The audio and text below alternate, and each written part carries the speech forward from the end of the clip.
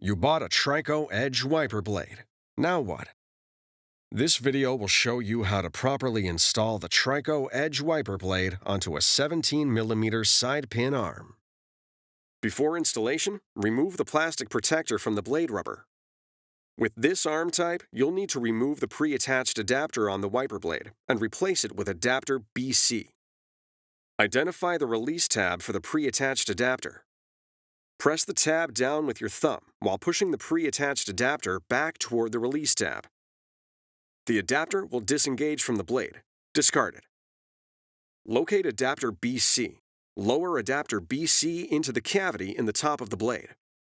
Slide adapter BC in the opposite direction of the release tab until it clicks in place.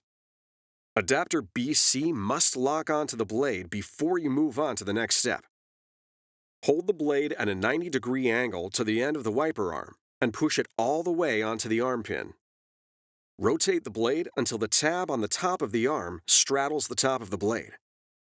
The wiper blade will lock onto the arm where indicated. Then, lower the arm and be sure to check that the wiper blade is locked before use. It's that easy. Now you're ready for the road ahead.